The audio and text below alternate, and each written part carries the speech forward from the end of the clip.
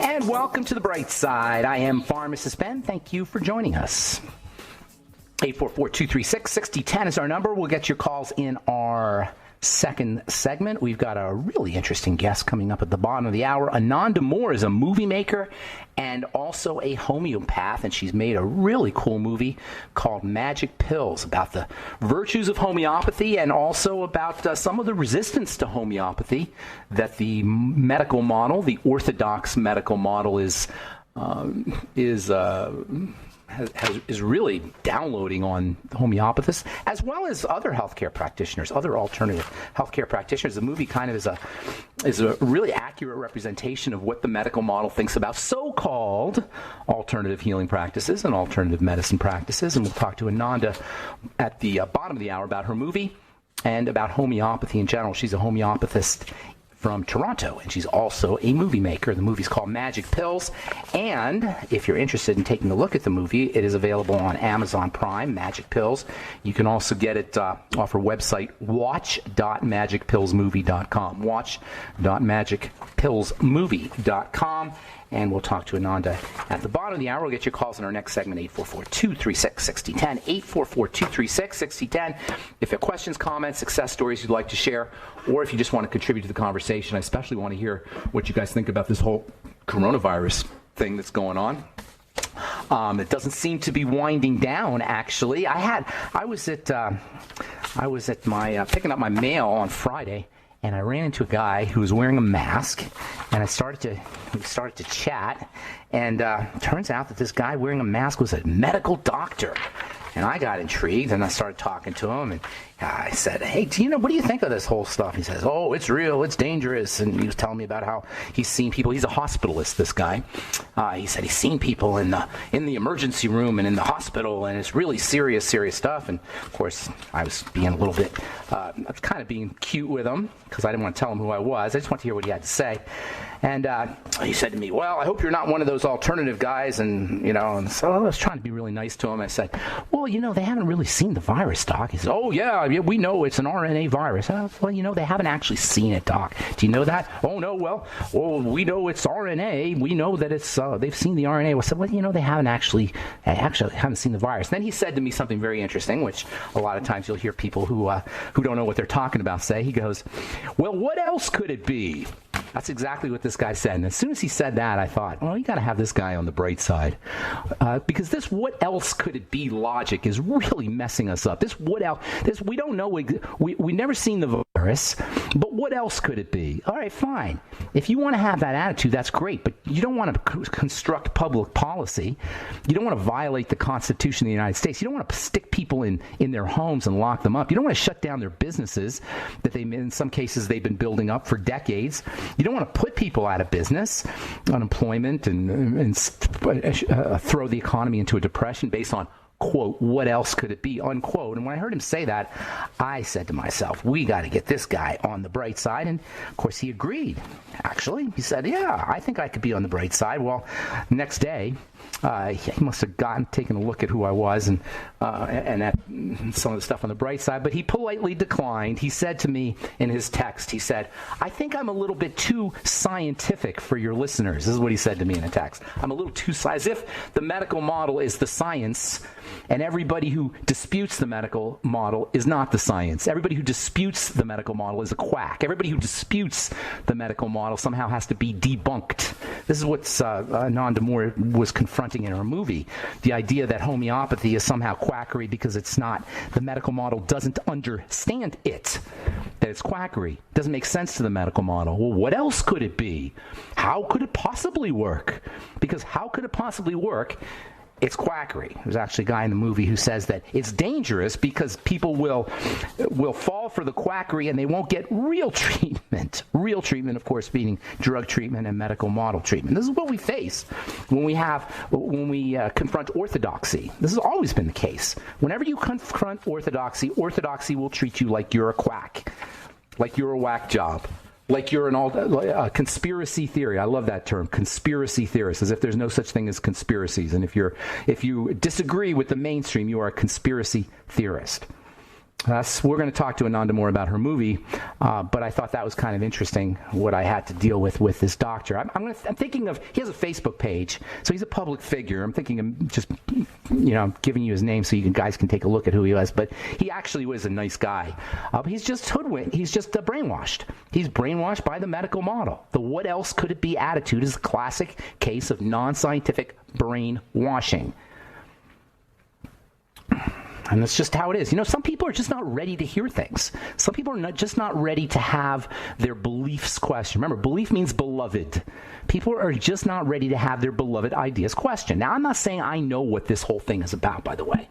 I'm not saying it's new technology and electronics and, that it's a complete hoax. I don't know what it is, but I just know that if you're going to change public policy to the degree that we've changed it, if you're going to violate liberties that have been entrenched in the Constitution for 200 years, if you're going to compel people to do things like wear masks and social distance, if you're going to shut down businesses and force people not to go to work, you got to have more. You have to have more evidence. You got to have more solid footing than what else could it be.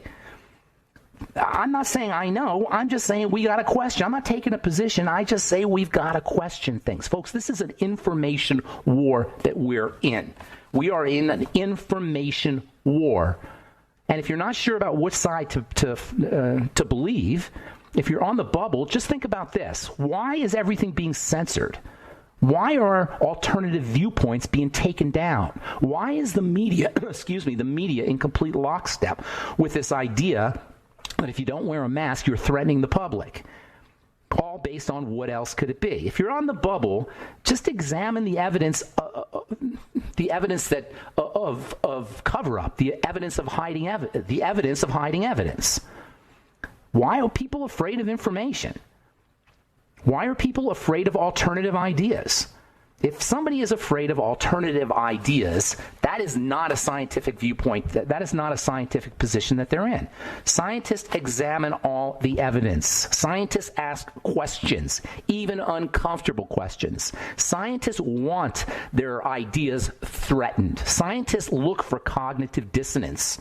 They want to see different ideas and then test those, because that's how you get that's how you find out what's true, is by constantly testing and constantly questioning and constantly hearing all of the information. I don't know what's true. I just know I want to hear all the information. I don't want anybody censoring my information, and I don't want anybody questioning beliefs based on, quote, what else could it be, unquote. That's what this radio program is about. It's about questioning beliefs. Always question, especially mainstream beliefs, especially orthodox beliefs. All right, I'm Pharmacist Ben. 844-236-6010 is our number. You're listening to The Bright Side. We'll be back right after this.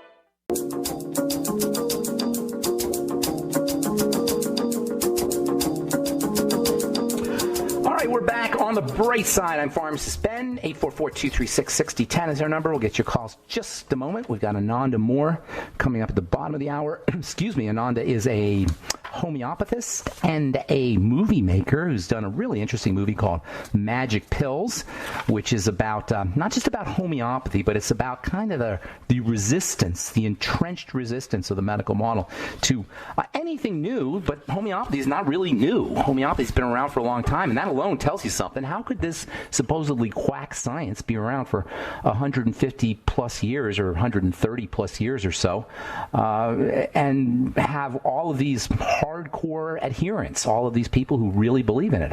There are homeopathists who've been treating people for decades. And why would they be treating people for decades if this stuff was just quackery? Unless you just say they're just evil, stupid people, which they're not. I have a lot of good friends who are homeopathists, and it's at least as effective as allopathy. And it's funny because they present homeopathy as either quackery or placebo effect, and the same case could be made for drug medicine.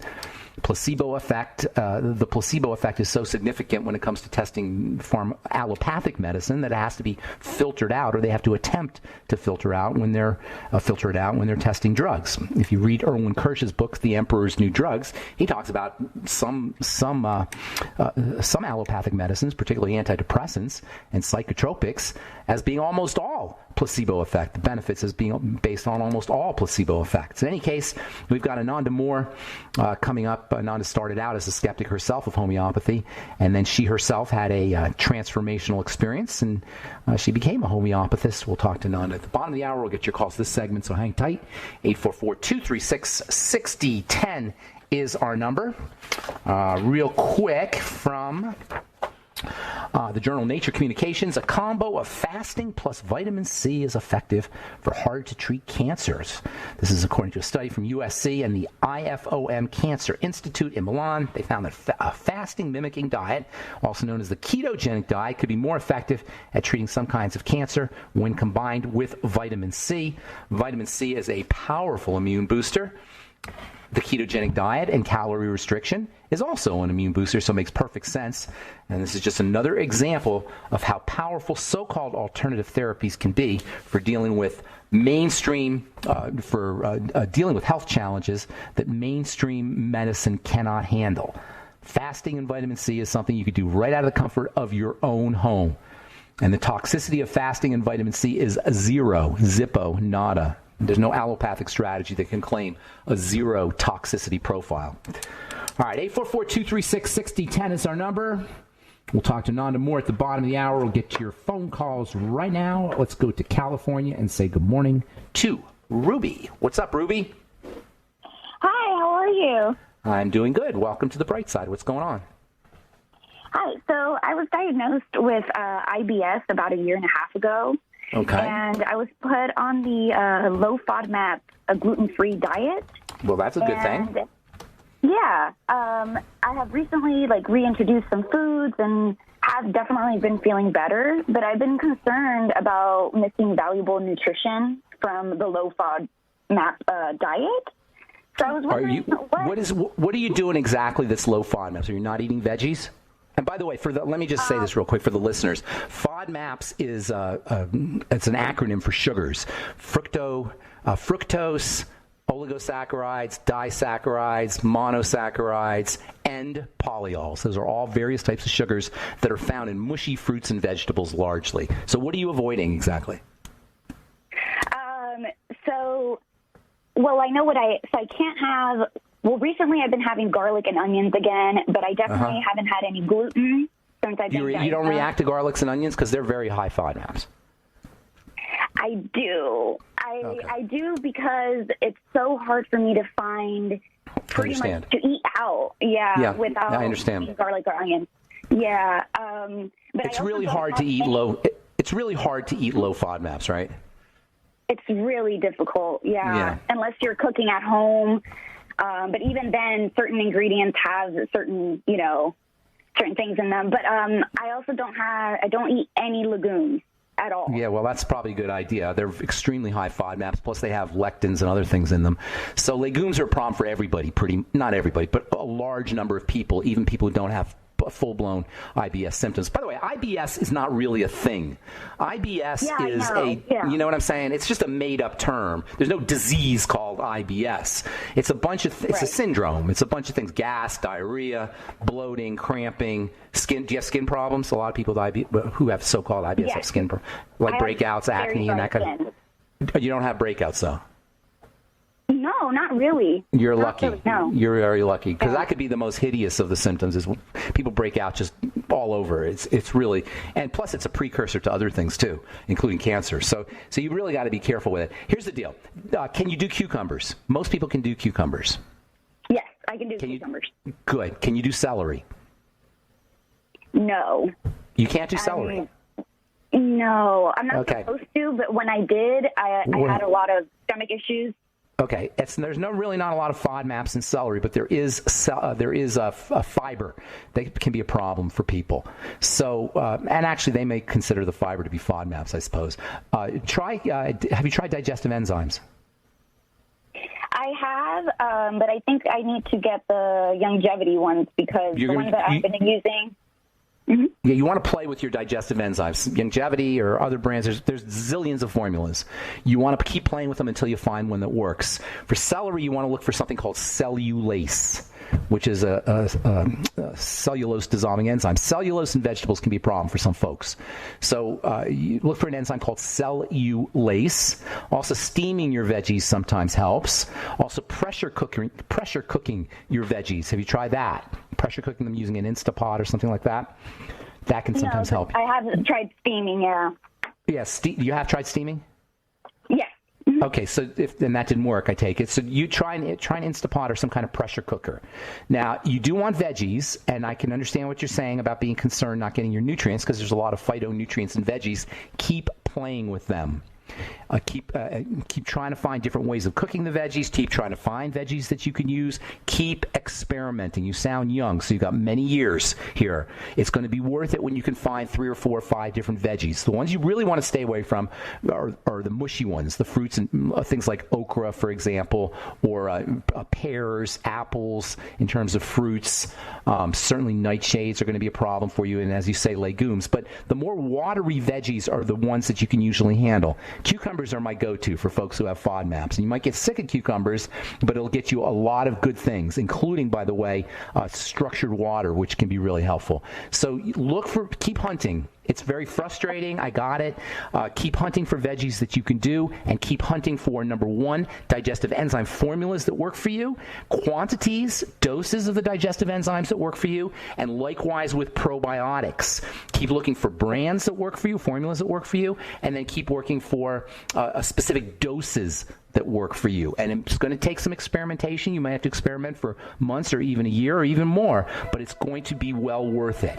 Because when you find something that you could eat, you'll have a go-to food that you can always count on. Until then, it's just extremely frustrating, and I can totally relate to what you're saying. Hey, we got to go, Ruby. Thanks for your call. God bless you. Good luck with everything. Sorry for left you on hold, guys. We got a guest coming up at the bottom of the hour. Ananda Moore. Her movie is Magic Pills. You're listening to The Bright Side. We'll be back right after this.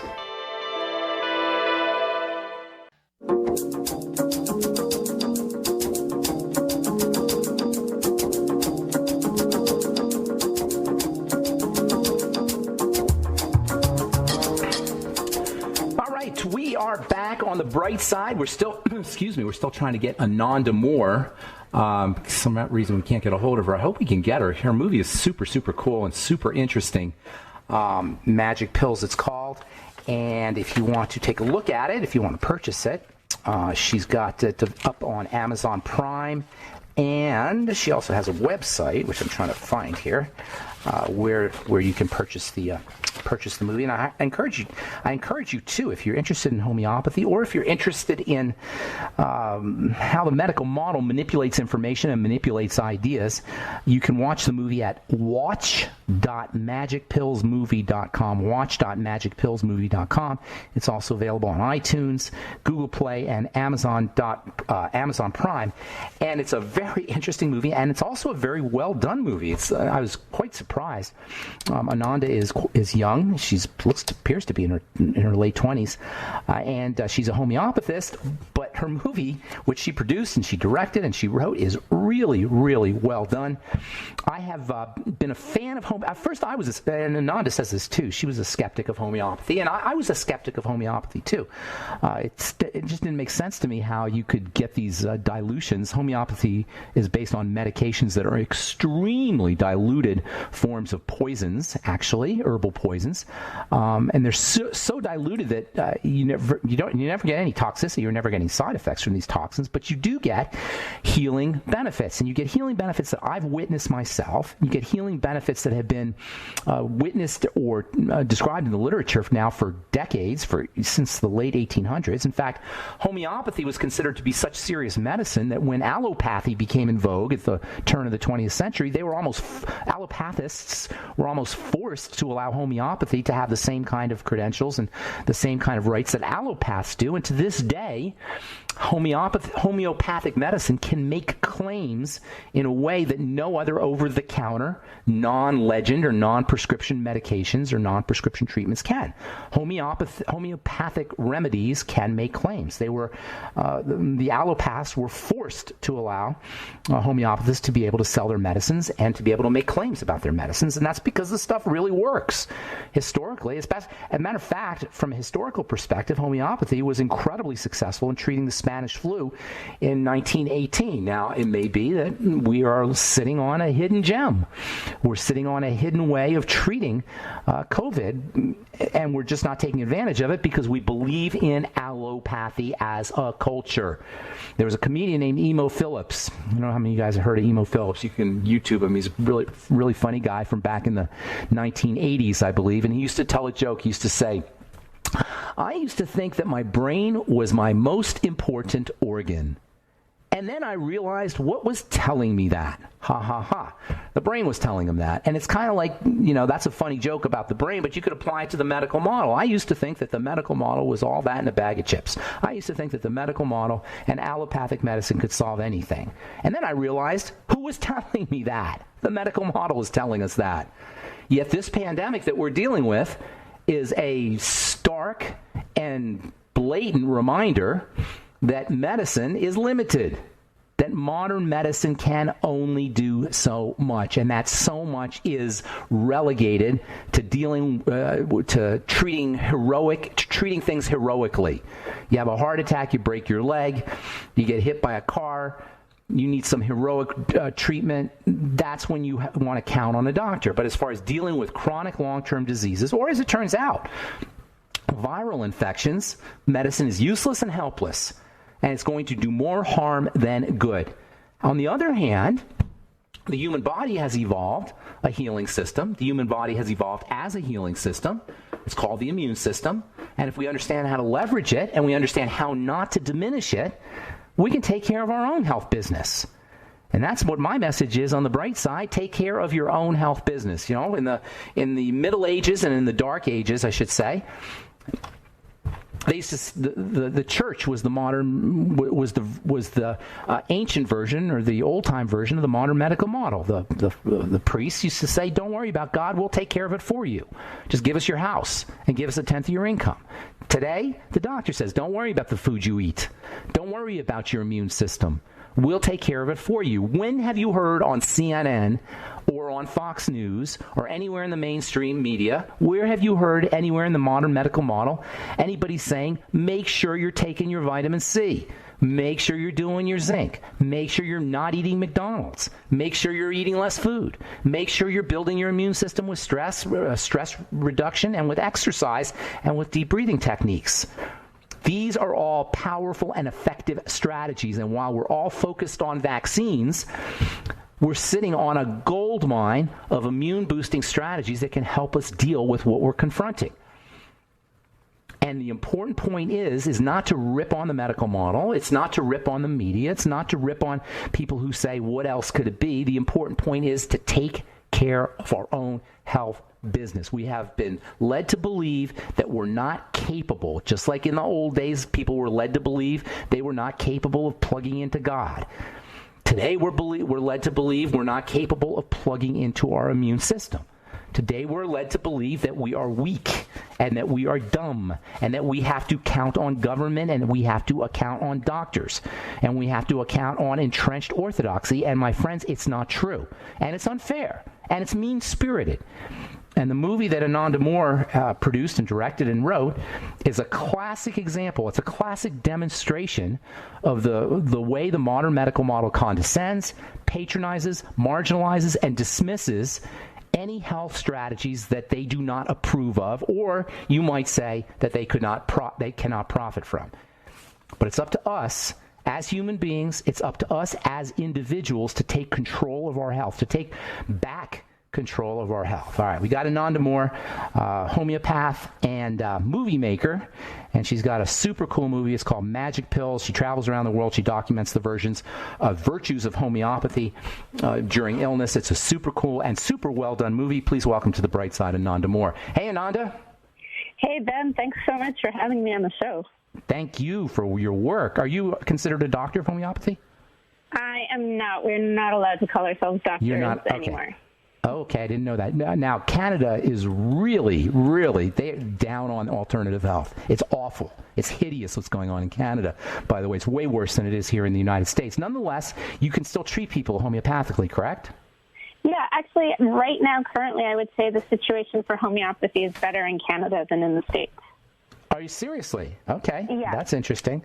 All right. So first of all, tell us a little bit about yourself. And by the way, your movie is so well done and so impressive. And I hate to say this, but we have to take a commercial break. I'm sorry we got you on late, but you really, job well done. In addition to being a homeopathist, you can definitely call yourself a movie maker, because this thing it's just a beautiful movie. For the listeners, you can get it on Amazon Prime.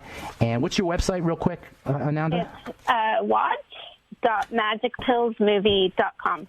watch.magicpillsmovie.com. Anybody interested in alternative health or homeopathy, or how the medical model marginalizes alternative health, you really want to check this out. Watch.magicpillsmovies.com. It's also on Amazon Prime, Google Play, and iTunes. We'll be back with Ananda Moore, homeopathist and movie maker, on The Bright Side right after this. Don't go away.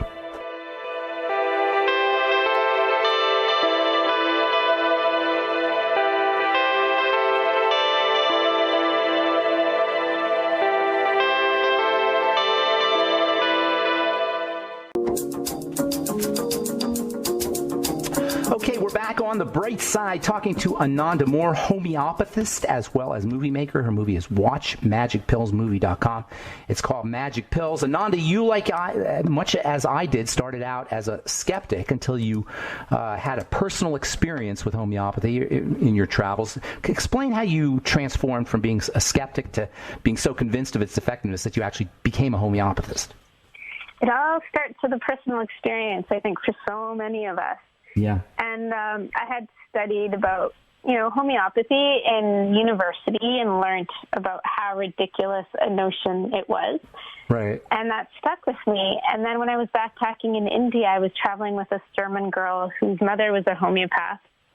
And one morning I woke up crazy sick, and she came by and pulled some little pellets out of her little kit, and I humored her and took them. And next thing I know, I was feeling so much better. And it was so fast. It took just a few minutes. And I wasn't the only person who was sick in the place I was staying. And I realized that something had happened. And it opened my mind to things.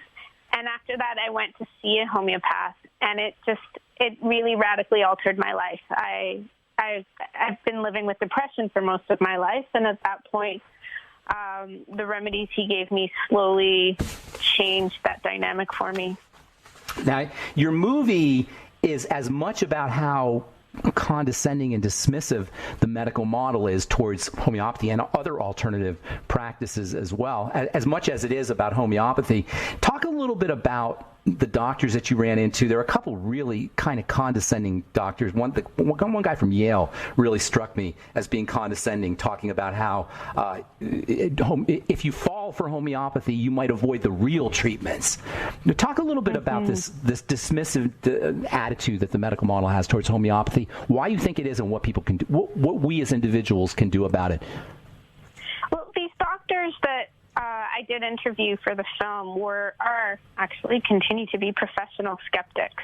So I believe they're paid for their opinion. They're paid to be anti anything that seems natural or different or threatens the status quo of the allopathic medical model. And so it's, I kind of call them pseudo-skeptics because they don't appear to be genuinely skeptical in my mind. They're paid to be skeptical. They're paid to be skeptical. And do I believe they're skeptical? Yeah, my interview with Joe Schwartz, I think he was quite authentic and genuine in his belief. He talked about how homeopaths, they're good people and they intend to do good in the world. They're cute. They're sort of sweet people, nice people, right? Yeah. But he used a term.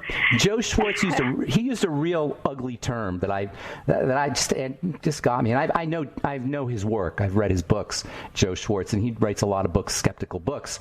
But he used the term scientifically bankrupt. And that's what he said. I found that so offensive because it's so not true. And if anybody just listens to him and doesn't do their own research, they're going to think that he's an authority and homeopathic. The fact that homeopathy works is based on quote scientifically bankrupt arguments. But that's not true. There's all kinds of science. It's absolutely not true. And if you look at the literature and the scientific and medical literature, most of it will tell you that homeopathy is effective. We've got several meta-analyses, and the majority say that homeopathy is quite promising. There's some that say that the higher quality the study, the more likely it is to be positive as well. We do have a failure in some of the research in that a lot of research takes place in a way that doesn't have what we call external validity, which means that they do the study in a way that doesn't actually match how homeopathy is practiced. So it would be like doing a study on an antidepressant for cholesterol, and then when there's no results saying that conventional medicine just doesn't work. Okay, so two questions. What about the placebo effect? Now, do you consider the placebo effect to be a reason not to use something? Do you consider the placebo effect to be just another valid form of therapy? Because a lot of what people say, a lot of the naysayers and the skeptics say about homeopathy is it's based on the placebo effect. What's your take on that? I love that question. I believe in placebo effect. I think we understand so little about what it actually means and how it actually works. And there's notions that placebo is actually a level of quantum entanglement, which means that as soon as you've created a study group and you're perceiving it, you're observing it, that it affects the outcomes. I think placebo can be very powerful. Even if you tell people they're taking placebo, it can work. So is it bad medicine? Not if it works. But we have so many studies that show that homeopathy is better than placebo and works beyond the placebo effect that I think it requires a second look. Are there studies that filter out the placebo effect or the control for the placebo effect that show homeopathy works? Yeah, there's lots of them. So you mean like randomized controlled trials? Like a double blind? Yeah, we have many of them. We have lots of trials that are just basic science in vitro, looking at the response of, for example, mast cells, which are immune cells that produce a response when there's an allergy, for example. So we can see in vitro, in a vial, when a homeopathic remedy is applied, that it mediates the response of those cells. And we've had thousands of those basic science trials that can even differentiate a homeopathic remedy from a placebo. There is something there, and there is something different in them, and they affect cell lines, and they affect how water acts, and they will affect different chemicals.